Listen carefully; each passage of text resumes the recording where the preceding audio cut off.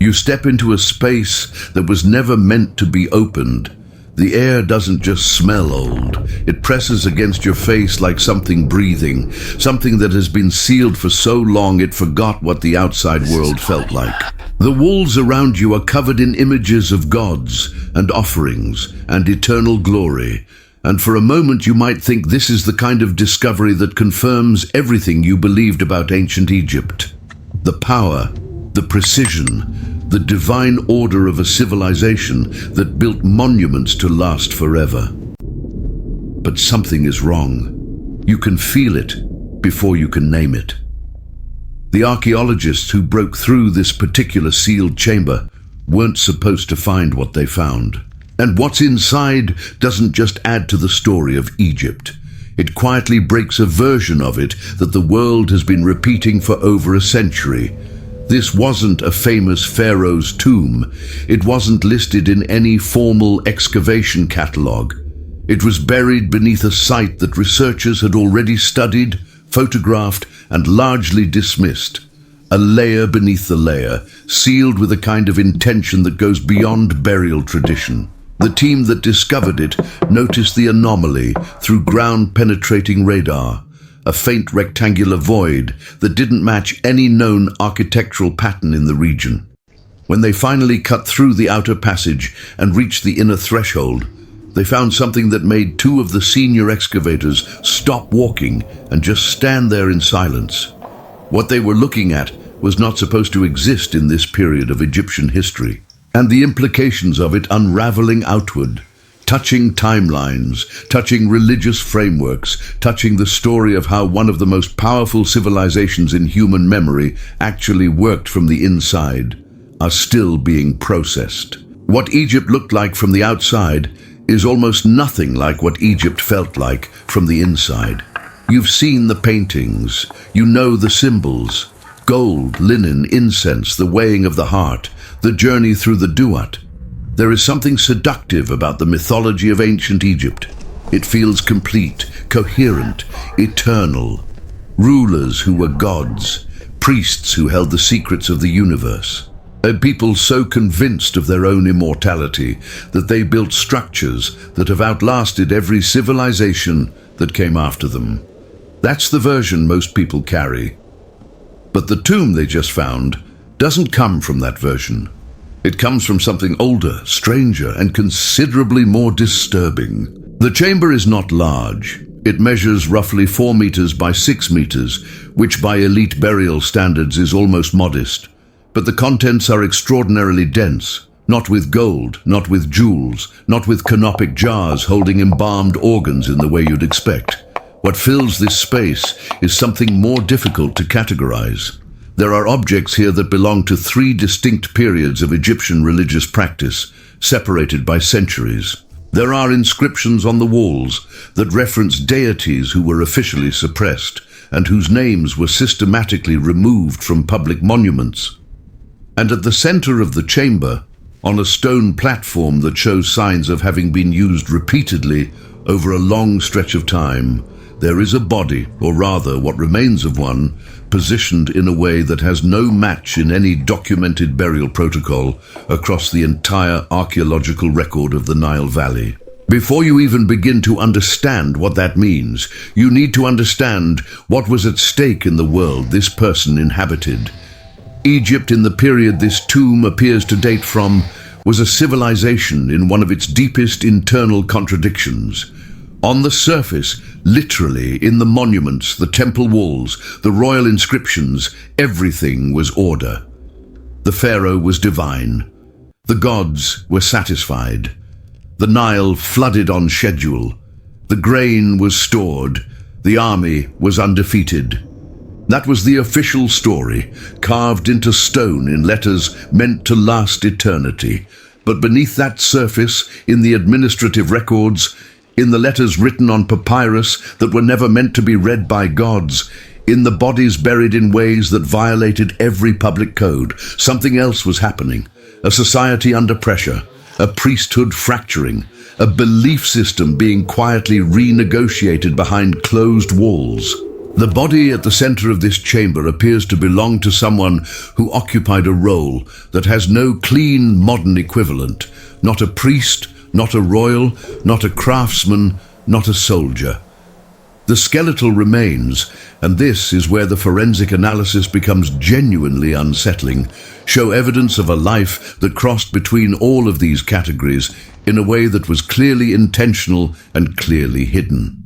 The bones carry markers of extreme physical labor. The spine shows compression consistent with years of carrying heavy loads. The hands, based on skeletal wear patterns, were used for repetitive manual work. But the skull shows cranial modification associated almost exclusively with the highest priestly class. And the burial itself, the objects, the positioning, the offerings, points to someone being treated after death as ritually significant in a way their living body was apparently not permitted to claim publicly. Think about what that means for a moment in terms you can actually feel. Imagine spending your entire life performing the work of a laborer, the grinding, joint-destroying, sun-burning daily reality of moving stone and mixing plaster and hauling water in heat that would send you to a modern emergency room within hours, while simultaneously being trained in rituals and knowledge that officially belonged to a class you were not permitted to join. Imagine dying and being buried by people who couldn't mark your grave publicly, who couldn't inscribe your name above the entrance, who had to hide you beneath a structure that the world had already looked at and moved on from. Imagine being someone the official version of your civilization had no category for. That is who is at the center of this chamber.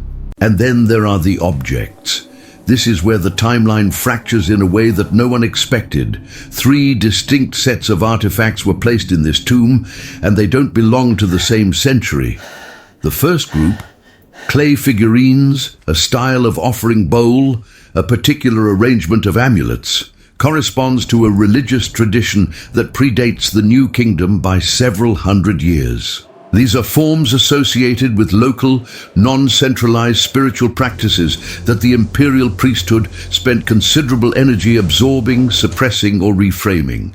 The second group of objects belongs to the dominant ceremonial tradition of the period the tomb appears to have been sealed in. And the third group, the one currently being analyzed with the most urgency, includes 2 objects made from materials that the trade networks of this region are not supposed to have had access to at this point in history.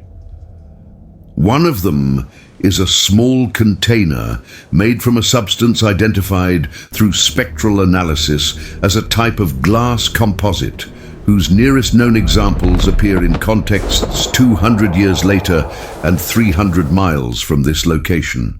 That third category is the one that changes everything, and not in the way the phrase is usually used. It doesn't change everything by adding something dramatic.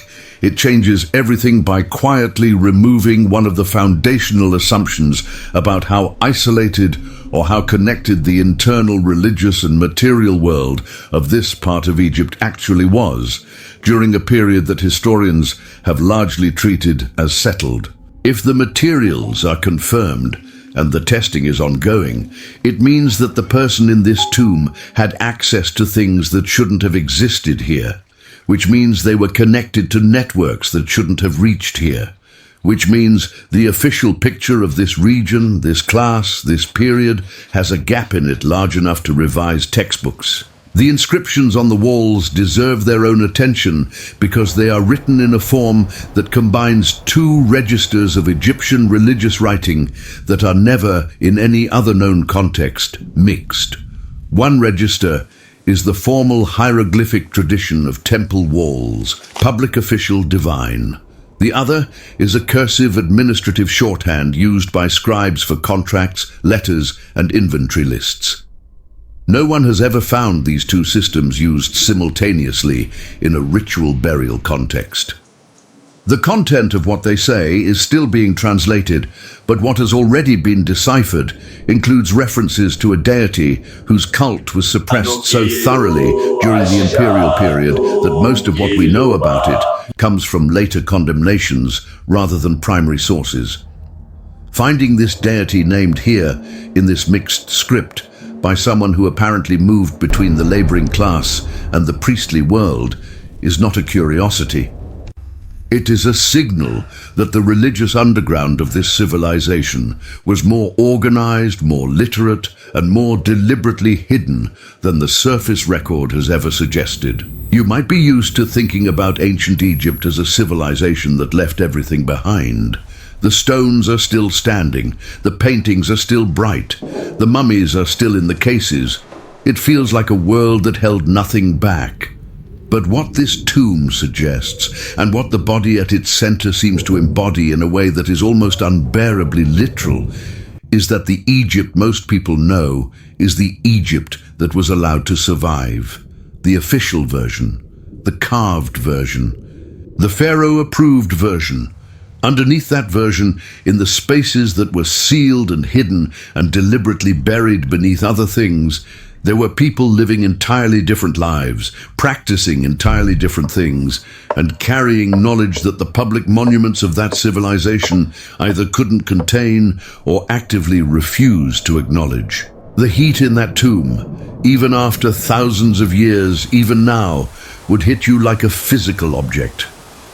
Imagine what it was to work in the valley during the period this person lived, not as a tourist, not as an archaeologist with bottled water and a satellite phone, but as someone whose body was a tool, whose identity was negotiable, whose burial had to be hidden so carefully that it would take the technology of a completely different civilization to find it. The exhaustion alone would be incomprehensible by today's standards. You wake up sore, you go to sleep sore, your teeth are ground down by grit in the bread. Yes, grit, because the grinding stones shed particles into every loaf that was made in that world, wearing molars flat by middle age. Your eyes are constantly irritated by dust and flies. Your skin is cracking. Your water supply is the same river that everything else uses. And in the middle of all of that, you are apparently memorizing suppressed religious texts and participating in rituals that could, if discovered, erase you from the official record entirely. The people who sealed this tomb knew exactly what they were doing. The outer passage was constructed with an intentional false floor, designed to make the space read as architecturally complete to anyone who entered it casually. The chamber beneath it was not an afterthought. It was engineered, the care taken to preserve not just the body, but the objects, the inscriptions, the arrangement. This was not a rushed burial. This was a statement made in the only language that the people making it could safely use: silence, concealment, and stone. What you are left with, standing at the edge of what this discovery means, is a feeling that the history of Egypt is not shorter or simpler than you thought. It is longer and stranger. The version carved into the walls of Karnak and Abu Simbel was always a performance, magnificent, awe-inspiring, and deliberately incomplete. The version found in this forbidden chamber is the one that was never performed for an audience. It is the version lived by a body that worked too hard, believed in things it wasn't supposed to, and trusted that the right people someday would break through the right floor and understand what they were looking at. Next time you open a door without thinking about it, next time you write your name somewhere without fear of who might read it, next time you sleep in a room that belongs to you and practice whatever it is you believe without hiding any part of it, know that the distance between your life and this tomb is not just measured in years. It is measured in everything that had to be fought for, survived, and sometimes buried in the dark, just to keep it alive until someone was finally ready to find it. If there is a place, a period, a civilization, or a figure whose hidden reality you want to see reconstructed without the official version getting in the way, drop it in the comments, because the most important history is almost never the kind that was meant to be found.